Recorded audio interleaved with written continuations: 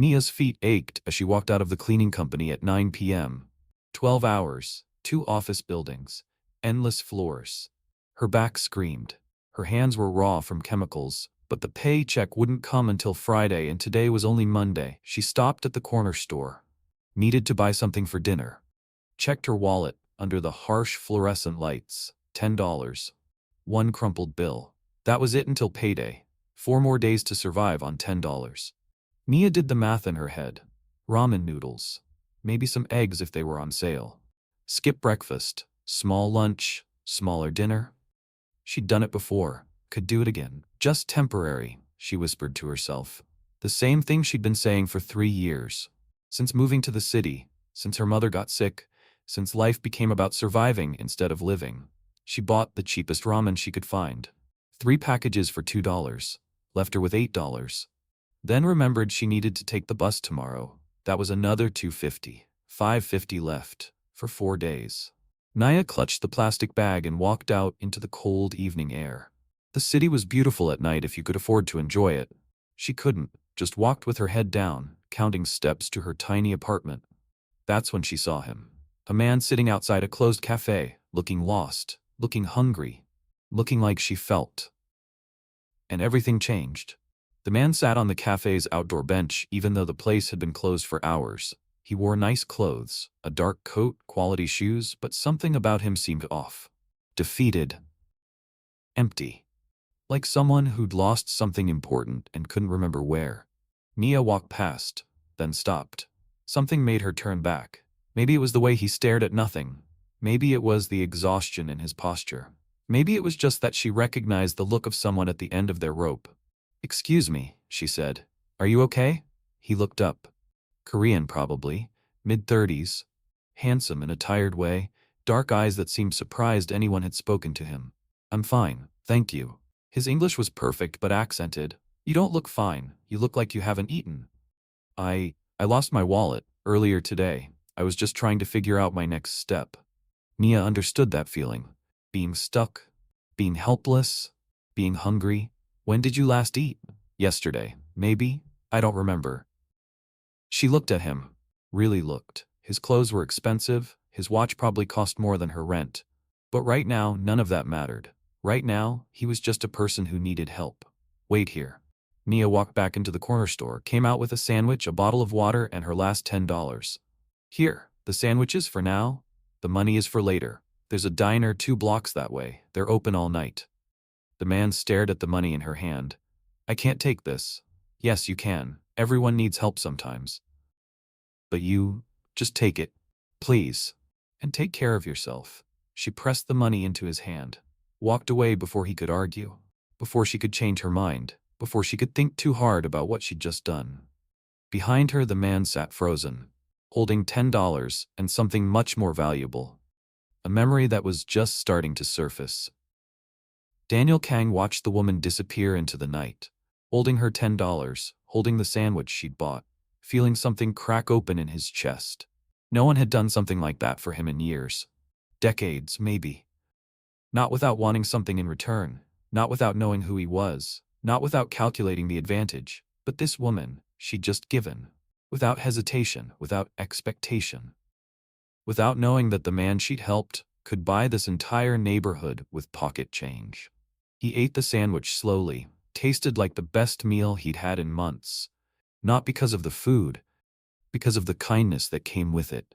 Daniel had left his empire 3 days ago, left his security team, left his identity, taken nothing but the clothes on his back, and walked out of his penthouse to search.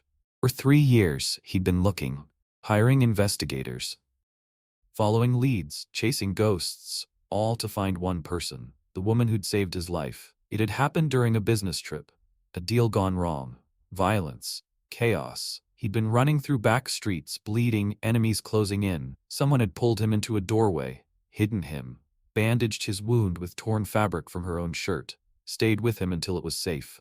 He'd been barely conscious, in shock, only remembered fragments. Her voice, her gentle hands. The way she'd said, "You're going to be okay, I promise." By the time he'd recovered enough to thank her, she was gone. He'd searched ever since, but the only clue was a feeling, a memory of kindness when he'd needed it most. And now, This stranger had done the same thing, given freely, expected nothing, reminded him why he was searching. Daniel stood up, walked toward the street camera he'd noticed earlier. He had resources, technology, money. He'd find out who she was, thank her properly, and maybe, just maybe, she was connected to the woman he'd been searching for. The universe worked in strange ways. He was about to discover just how strange. Naya got home to her tiny studio apartment. One room, shared bathroom down the hall, but it was hers.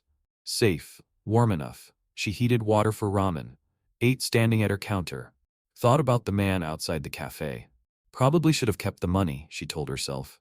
But she didn't regret it. Couldn't regret it. Her mother had raised her to help when she could, even when she couldn't really afford to. Kindness costs nothing, her mother used to say, and sometimes it's all we have to give. Mia's phone buzzed. Text from her mother's care facility. Another bill. Another reminder that the monthly payment was due. Another number she couldn't afford but had to pay anyway. She'd figure it out. Always did. Extra shifts, skipped meals, delayed her own life indefinitely. But her mother would have care. That was non-negotiable. Mia fell asleep on her thin mattress, dreaming of better days, of the time before her mother got sick, before she'd moved to this expensive city for better jobs that barely paid enough, before survival became her only goal. She didn't know that somewhere across the city, a powerful man was reviewing security footage, zooming in on her face, running it through facial recognition software, preparing to turn her world upside down. She didn't know that her small act of kindness had triggered something much larger, that the $10 she'd given away would return to her multiplied, that the man she'd helped was about to help her in ways she couldn't imagine. She didn't know any of it. Just slept, exhausted, broke, kind, exactly the person she'd always been. The person Daniel Kang had been searching for 3 long years. Daniel returned to his penthouse at midnight. His security team looked relieved and frustrated in equal measure. "Sir, you can't just disappear like that. We're responsible for your safety." "I know, I'm sorry, I needed time alone." "Did you find anything? Any leads?" "Maybe. I need access to the security footage from 5th and Main. Tonight, between 8 and 10 p.m. His head of security, James, nodded. "Done. What are we looking for?" "A woman. She helped me tonight. I need to know who she is." Within 30 minutes, Daniel had the footage, watched himself sitting outside the cafe, watched the woman approach, watched her go back into the store, watched her give him money and food, watched her walk away, zoom in on her face, run recognition. The software worked quickly, pulled data from city databases, social media, public records, everything. Results appeared on the screen. Naya Thompson, 28 years old, works for Elite Cleaning Services, lives at 847 Morrison Street, apartment 4C, no criminal record, no social media presence, no digital footprint beyond basic employment records. "That's her," Daniel whispered. "Do you want us to arrange contact?" "Not yet. First, I need to understand something." He pulled up another file. The one he'd been maintaining for 3 years. Evidence from the night someone saved his life. Witness statements. Security footage from nearby buildings. Everything they'd been able to recover. There wasn't much. The area had been old. Few cameras. Chaos everywhere. But they'd found one clear image. A woman's silhouette. Turning away. Walking into darkness. Nothing identifying. Just a shape. A ghost. Daniel compared it to tonight's footage. Naya Thompson walking away from the cafe. The posture was similar. The height matched. The way she moved, purposeful but quiet. It could be her. Could be coincidence. But Daniel Kang didn't believe in coincidence. Not after 3 years of searching. Not after tonight. "I need everything on Naya Thompson. Employment history, family, medical records if we can get them. Everything." "Sir, that's invasive." "I know. Do it anyway. I need to know if she's the one.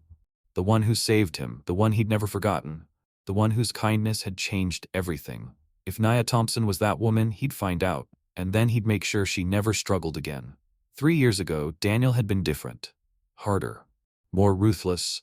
Built his empire through calculated decisions and cold efficiency. He'd been in Chicago finalizing a hostile takeover. The target company's CEO didn't appreciate being outmaneuvered. Sent people to discuss the situation. Discussion turned to threats. Threats turned to violence.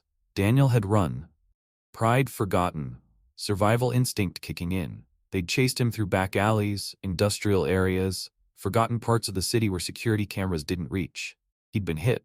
Knife wound to his side, not fatal but bleeding badly. Dizzy, weak, knowing he wouldn't make it much farther. That's when someone grabbed him, pulled him into a doorway, an old building. Abandoned, maybe? She'd moved fast, efficient, closed the door, held him steady while his attackers ran past. Shh! Don't move, they'll pass. Her voice, calm, certain, safe. Daniel had been barely conscious, blood loss, shock, pain, but he remembered her tearing fabric, making a bandage, pressing it against his wound. You're going to be okay. I promise. He remembered her staying with him. Hours, maybe. Keeping pressure on the wound, keeping him awake, keeping him alive. When he'd finally been stable enough to move, she'd called an ambulance from a burner phone, given them his location, then disappeared before they arrived.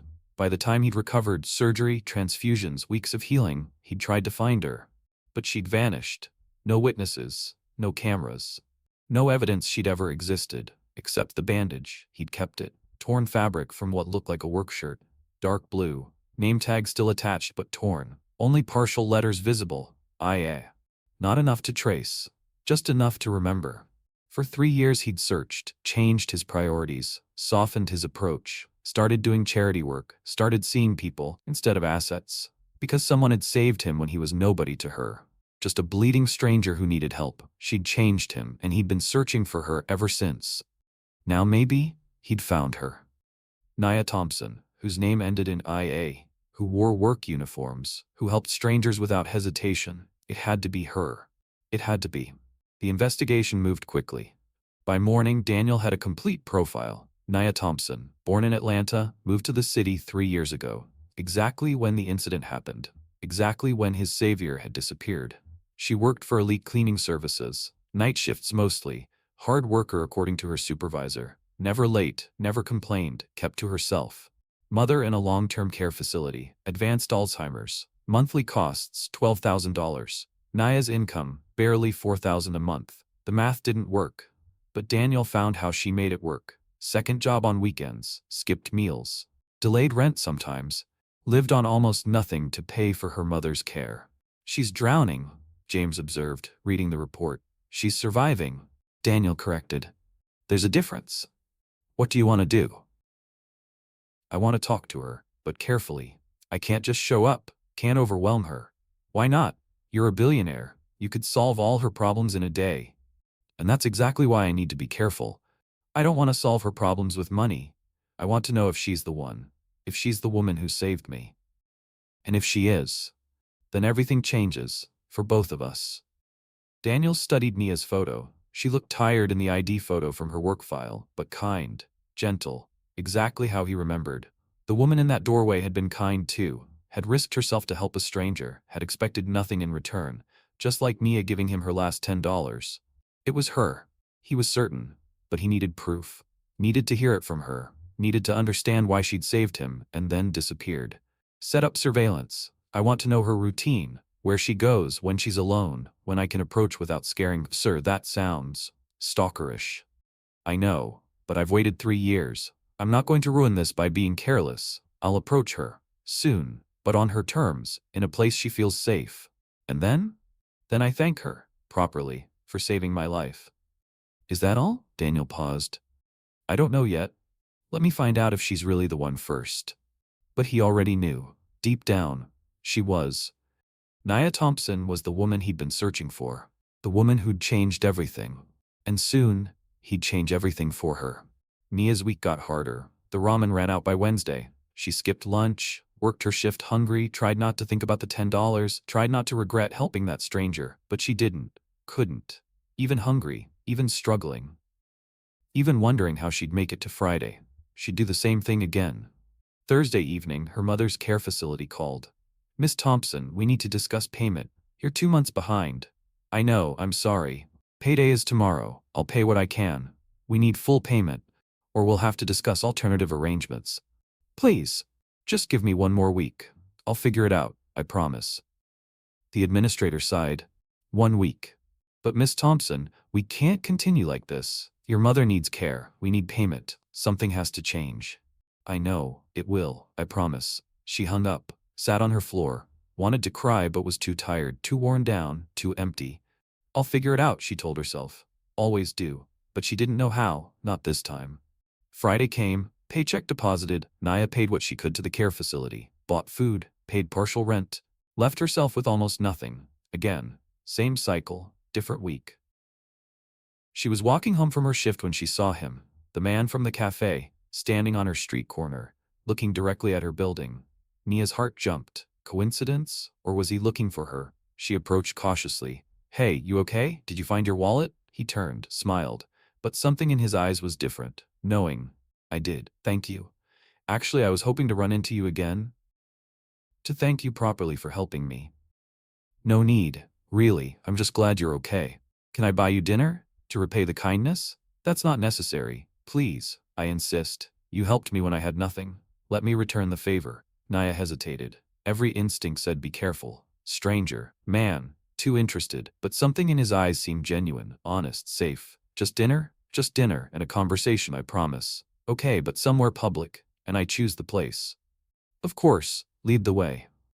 They walked to a cheap diner, Nia's usual spot. He didn't flinch at the plastic menus or worn booths, just sat, ordered, talked, and slowly, carefully began to reveal who he really was. My name is Daniel, Daniel Kang, he said it carefully. Watching for recognition, Nia showed none. Just nodded politely. I'm Nia. Nice to officially meet you. You don't know who I am, do you? Should I? No, that's actually refreshing. Most people know, or pretend to know, or want something because they know. I don't follow business news, or news in general really. Too busy working. Daniel smiled. I run a company, Kang Industries, technology mostly. We make software for... I'm sorry, but I don't really understand tech. I clean offices, pretty low-tech work. Don't apologize, there's dignity in all work. Your job is probably more essential than mine. Nia laughed. That's a nice thing to say. Most people look down on cleaning staff. Then most people are fools. They ate, talked. Daniel asked about her life, carefully, not prying but genuinely interested. Nia found herself opening up about her mother, the care facility, the struggle to make ends meet. That's why you gave me your last $10. You needed it yourself. I did, but you needed it more. At least, I thought you did. I did, just not for the reasons you thought. I'd lost myself that night, forgotten who I was. Your kindness reminded me. That's heavy for $10. It wasn't about the money. It was about the gesture, the sacrifice, the choice to help even when it costs you. Nia shrugged. My mom taught me that. Help when you can, even when you can't really afford to. Your mother sounds wise. Before the Alzheimer's. Now she doesn't remember teaching me anything. Doesn't remember me most days. I'm sorry. Me too. They finished dinner. Daniel paid, then did something unexpected. Pulled out a business card. I want to help with your mother's care, the costs, all of it. What? No, I can't accept. Please, let me explain something. 3 years ago someone helped me. Saved my life, actually. I've been searching for that person ever since. To thank them, to repay the debt. And I think it might be you. Nia stared at him, confused. I've never met you before last week. Are you sure? 3 years ago, Chicago. Did you help someone who was hurt, bleeding? Nia's face went pale. How did you? The memory came flooding back. Chicago. 3 years ago. Nia had been there visiting a friend, walking home late, heard shouting, saw men chasing someone, saw violence. Her friend had pulled her back. Don't get involved. Not safe, but Nia had seen the man fall, seen blood, seen him struggling to get up. When the attackers had run past, she'd acted, pulled him into an old building, hidden him, helped him. She'd torn her work shirt, the one she'd been wearing from her shift earlier, to bandage his wound. Stayed with him, kept him alive. Then called for help and left. She'd never told anyone, never thought about it again. Well, thought about it, but tried not to. Tried to forget the fear, the blood, the danger she'd put herself in. That was you? She whispered. That was me. You saved my life, and then you disappeared. I've been searching for you ever since. Why? To thank you, to understand why you'd risk yourself for a stranger, I don't know, to make sense of why that moment changed me. I didn't change you, I just helped someone who needed help. You did more than that. You showed me that kindness still exists, that people still care without calculating advantage. You changed how I see the world, how I do business, how I live. Nia didn't know what to say. This powerful man. This stranger. This person she'd helped 3 years ago and given $10 to last week. He'd been searching for her. How did you know it was me? I didn't. Not until I saw the security footage from last week. The way you moved. The way you helped without hesitation. The way you gave your last $10 to someone you thought needed it more. It was exactly what you did 3 years ago. So you've been looking for me? All this time? Yes. And now I've found you. And I want to help, like you helped me. I don't need help. Mia, you're drowning, working multiple jobs, skipping meals, 2 months behind on your mother's care. You need help and I can give it. I don't want charity. It's not charity, it's a debt repaid. You saved my life. Let me make your life easier, please. Mia wanted to say no, wanted to maintain her pride, her independence, but she was so tired, so worn down, so close to breaking. What exactly are you offering? I'll pay for your mother's care. All of it, as long as she needs it. Mia's heart stopped. That's hundreds of thousands of dollars, maybe more. I'm aware, I can afford it. I can't accept that, it's too much. You gave me your last $10, you saved my life. This is nothing compared to what you gave me. But no buts. Your mother gets care. You get to breathe. That's the deal. There's always a deal. What do you want in return? Nothing, except maybe your company sometimes. I'd like to get to know you, the woman who saved me, who helped me, who reminded me that good people still exist. That's all? That's all. Friendship, conversation, nothing more unless you want more.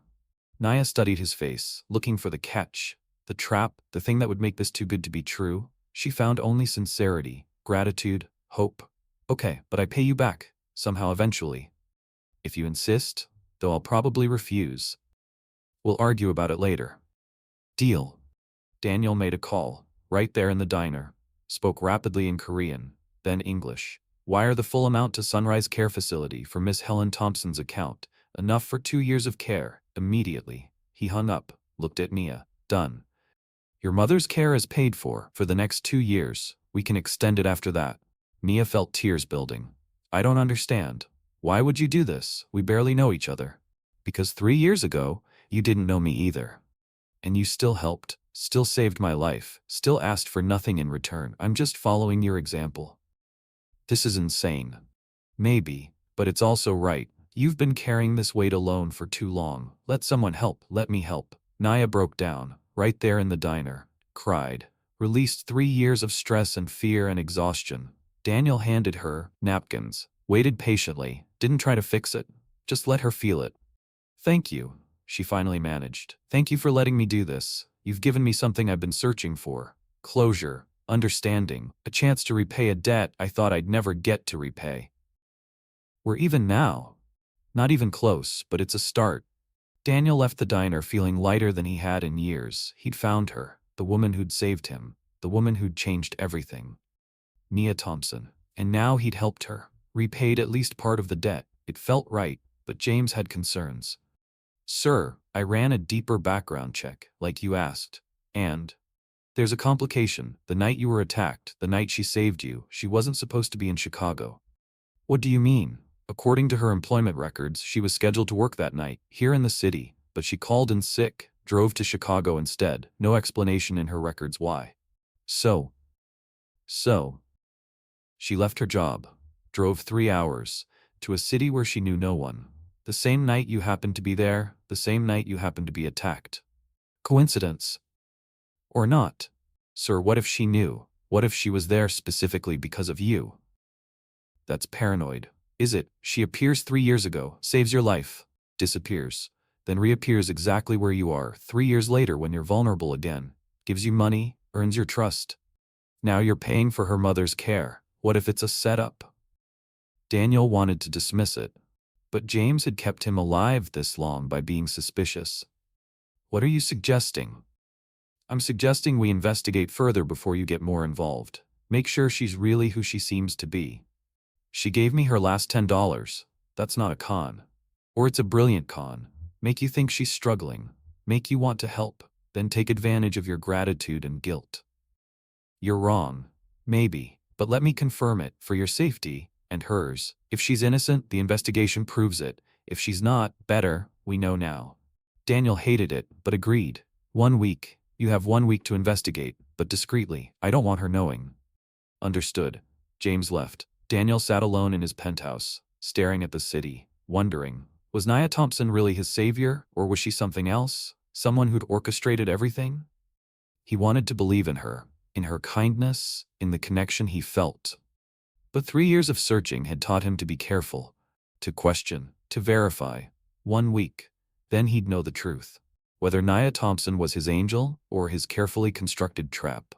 The investigation was thorough. James pulled everything. Nia's complete history, family records, financial records, travel records, phone records, everything. She's clean, he reported 5 days later. No criminal record.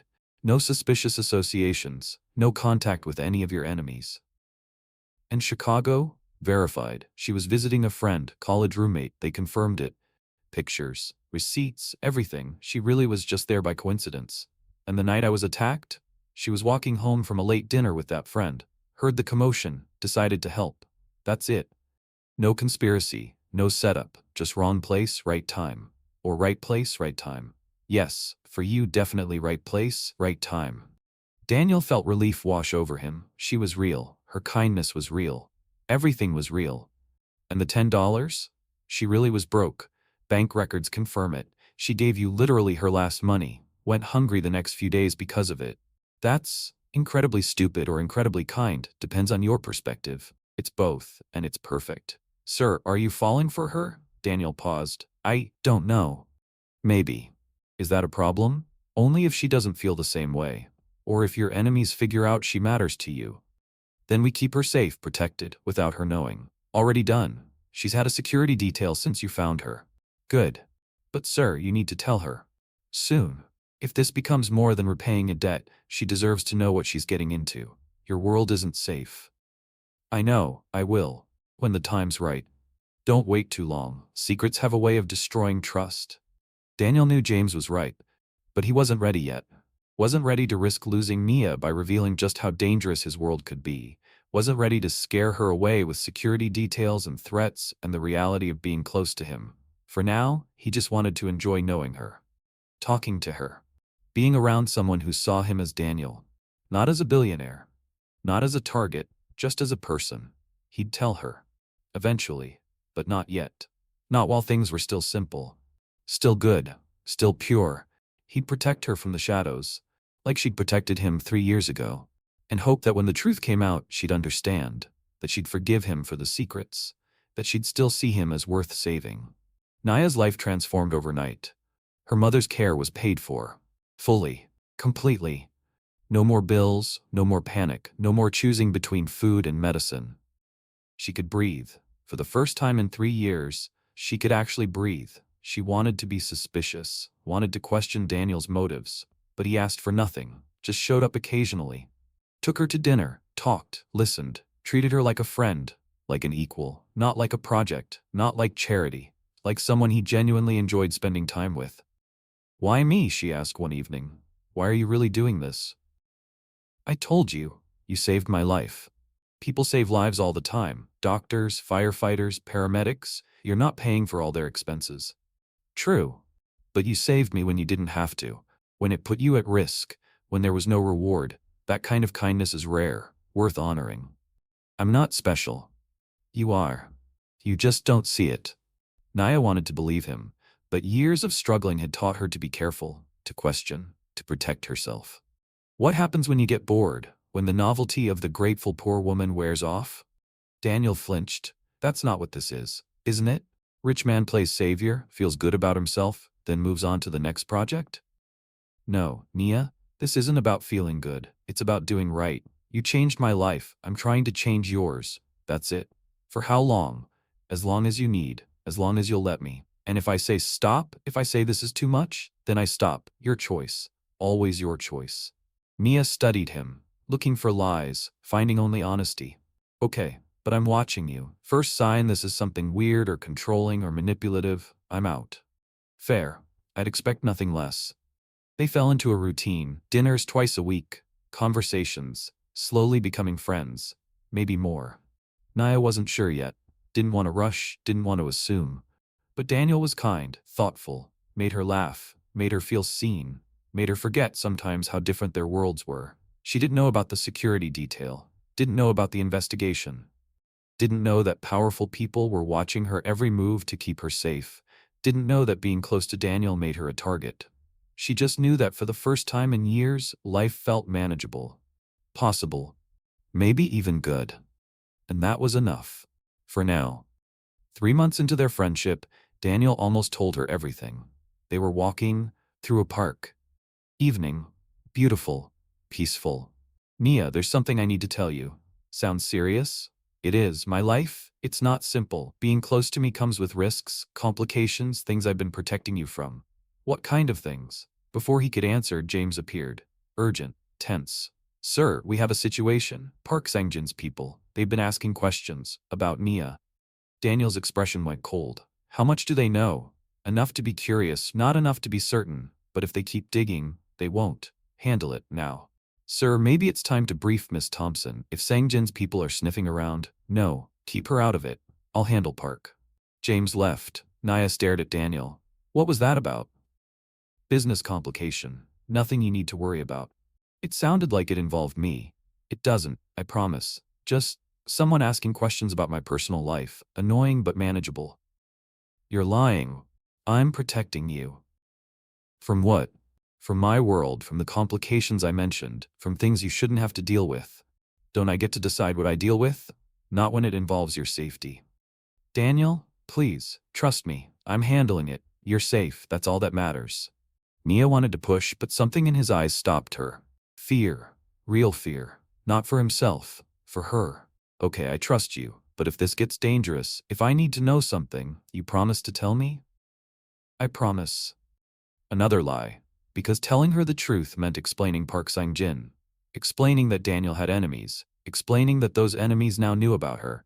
Explaining that being close to him made her a target. And he couldn't risk losing her. Not now. Not when he'd finally found her. So he lied, told himself it was for her protection. Told himself he'd tell her later, when it was safer, when the threat was neutralized. He didn't know that Park Sang-jin's people were already watching, already planning, already seeing Mia as the perfect leverage to control Daniel Kang, and that his silence would almost cost Mia everything. James cornered Daniel the next morning. You need to tell her, now, before this escalates. I'm handling Park. Park is escalating. He's not just asking questions anymore. He's planning something, and Mia's at the center of it. What's he planning? We're not sure yet. But sir, she needs to know. Needs to understand the danger. Needs to make informed choices about whether being close to you is worth the risk. She'll leave if I tell her. Maybe. Or maybe she's stronger than you think. Maybe she deserves the chance to decide. I can't lose her. Then don't lie to her. Secrets destroy trust. When this comes out, and it will come out, she'll hate you for keeping her in the dark more than for the actual danger. Daniel knew James was right. But fear paralyzed him. Fear of losing Naya. Fear of admitting his world was dangerous. Fear that she'd choose safety over him. Give me 1 more week. Let me neutralize Park first. Then I'll tell her everything. 1 week. But Daniel, if something happens to her because you waited, it won't. I'll make sure of it. But he couldn't make sure. Because that afternoon, while Naya was grocery shopping, Park's people made their move. Not violent, not obvious, just followed her. Made their presence known. Let her see that she was being watched. Mia noticed the black car, noticed the men in suits, noticed that they seemed interested specifically in her. She called Daniel. Scared, confused. There are men following me, in a black car. They've been behind me for blocks. Where are you? Near my apartment. Daniel, what's going on? Go inside. Lock your doors. Don't open for anyone except me. I'm coming. You're scaring me. I know, I'm sorry. Just get inside. Please, I'll explain everything, I promise. This time he meant it. No more secrets. No more protecting her through lies. She deserved the truth. All of it, even if it meant losing her. Daniel arrived with security. Naya let him in, demanded answers. Who were those men? Why were they following me? And don't tell me it's business. This is personal. This is about me. Daniel sat down. You're right. It's about you, about me, about us. And I should have told you weeks ago. Told me what? That my world is dangerous. That I have enemies. That being close to me makes you a target. What kind of enemies? Business rivals. People who want my company, my power, my influence. People who'd use anyone I care about as leverage. And you care about me. Not a question, a statement. Yes, more than I should, more than is safe, and now those people know, and they're using it. The men following me work for Park Sang-jin, my competitor. He wants control of my company, knows he can't get it directly, so he's looking for pressure points. Me? You. Why didn't you tell me this before? Because I was afraid. Afraid you'd leave. Afraid you'd choose safety over me. Afraid I'd lose you before I even really had you. So you lied. I protected you. Or tried to. I kept security on you, made sure you were safe. But I should have been honest, should have let you choose. You're right. You should have. Naya stood, paced, processed. Those men, are they dangerous? Potentially. Park wants leverage, wouldn't physically hurt you if he can avoid it, but he'd threaten you, scare you, use you. To control you, yes, and you have a plan to stop him. I'm working on it. How long have you known about this threat? 3 weeks. 3 weeks. You've been having dinner with me, talking to me, pretending everything was fine for 3 weeks while knowing I was in danger? I was trying to handle it before it became your problem. It became my problem the moment you started caring about me, the moment your enemies started watching me. You don't get to decide what I can handle. You're right, I'm sorry. I should have told you immediately. Yes, you should have. Naya sat down. Tell me everything, now, no more secrets. Daniel told her everything. Park Sang-jin, the corporate war, the threats, the surveillance, the protection detail she'd never known about, all of it. Naya listened, absorbed, stayed calm until he finished. So let me get this straight. You've had people watching me for months, following me, protecting me, without my knowledge or consent. Yes. That's stalking. That's protection. It's both. And it's wrong. I don't care what your intentions were. You violated my privacy, my autonomy, my right to make my own choices. I was trying to keep you safe. By controlling my life. By deciding what I could and couldn't know. That's not protection, Daniel. That's manipulation. I never meant. I don't care what you meant. I care what you did. And what you did was treat me like a child, like someone who couldn't handle the truth. Daniel had no defense. She was right, completely right. I'm sorry, truly. I was wrong. I should have trusted you. Should have been honest from the beginning. Yes, you should have. What do you want me to do? I want you to tell your security to stop following me. I want you to give me space to decide whether I want to be in your life, knowing what it costs. And Park? Is your problem, not mine. I didn't sign up for corporate warfare, didn't agree to be a pawn in your business games. You're not a pawn. I am if you're bright, keeping me in the dark. I'm just a piece you're moving around your board without telling me the rules. I'll handle Park, remove the threat, make sure you're not a target anymore. And then? Then I'll respect whatever decision you make, leave you alone if that's what you want, or try to earn back your trust if you'll let me. Naya looked at him, saw genuine remorse, but also saw the arrogance that had made these decisions without her. I need time, to think, to process, to decide if this, she gestured between them, is worth the complications. I understand. Do you? Because from where I'm sitting you made every decision for me, and now you want me to just accept it? No. I want you to make your own choice, with full information, finally. Finally. That's the key word, isn't it? Daniel left, feeling like he'd lost her, knowing he deserved to, knowing that trying to protect her had pushed her away more effectively than any enemy could. Park Sang-jin made his move the next day, sent Daniel a message. I know about the woman, Nia Thompson. Interesting choice, very vulnerable. Would be a shame if something happened to her while you're busy with business. Daniel called an emergency meeting, with Park, face-to-face, neutral location. Leave her alone. I'm not touching her, just observing, noting, recognizing an opportunity when I see one. She's not part of this. She became part of this when you started caring about her. When you let yourself have a weakness, that was a mistake. Threatening her is a bigger mistake. Is it? What are you going to do? You're already losing control, already distracted, already making bad decisions. I'm just capitalizing on your vulnerability. If you hurt her, you'll what?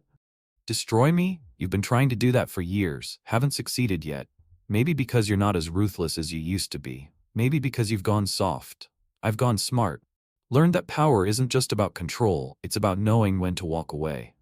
Walk away? From your company? From everything you've built? If that's what it takes to keep her safe, yes.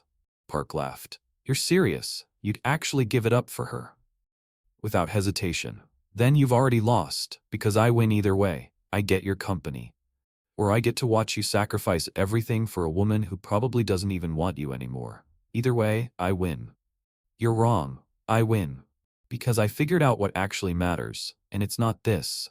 Not the company, not the power, not beating you. It's her. It's choosing to be someone worth caring about. You'll never understand that. You're right, I won't, and that's why I'll always have the advantage. Daniel stood. Stay away from her. Last warning. Or what? Or I stop playing nice, stop trying to do this the clean way, and I show you exactly how ruthless I can still be when someone I love is threatened. He'd said it. Out loud. Love. He loved Naya. Park had seen it before Daniel had. Love. How quaint and how perfectly manipulable. Daniel left, knowing he had to end this, permanently, before Park made good on his threats. The resolution came swiftly. Daniel didn't play fair. Used every resource, every connection, every piece of leverage he had on Park Sang-jin. Within 72 hours, Park's company was in freefall, stock plummeting, investors fleeing, board members revolting, and Park himself was facing investigations into practices Daniel had evidence of but had been holding back. You destroyed me, Park said when they met one final time. No, I just stopped protecting you. You destroyed yourself. I just made sure everyone could see it. For her. You did all this for her. Yes, and I'd do it again. We'll do it again if anyone else threatens her. She doesn't even want you. Maybe not, but she'll be safe, that's what matters. Park left, defeated, broken, no longer a threat. Daniel went to Naya, found her at her apartment, knocked, waited. She opened the door. It's done. Park is handled. You're not a target anymore. You're safe. Just like that. Just like that. What did you do? What needed to be done? Nothing illegal. Nothing you need to worry about. Just removed the threat. And now? Now I leave you alone, like you asked, like you deserve. I just wanted you to know you're safe, that you can live your life without looking over your shoulder, without men in black cars following you. Daniel, you were right about everything. I manipulated you, controlled your life, made decisions for you. That was wrong. I'm sorry. I know. Can you forgive me? Naya thought about it, about everything. The $10, the discovery, the help, the lies, the danger, the protection, all of it. I don't know, maybe, eventually, but not now. Right now I need space, need to figure out who I am without your influence, without your money, without your protection. I understand. Do you? Yes, because 3 years ago you disappeared, left me searching, wondering. I hated it, but I also understood it. You were protecting yourself, making your own choices. That's what you're doing now. Yeah, I am. Will you ever let me back in?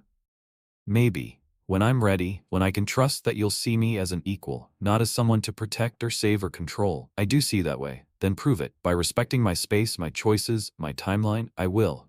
I promise. He left.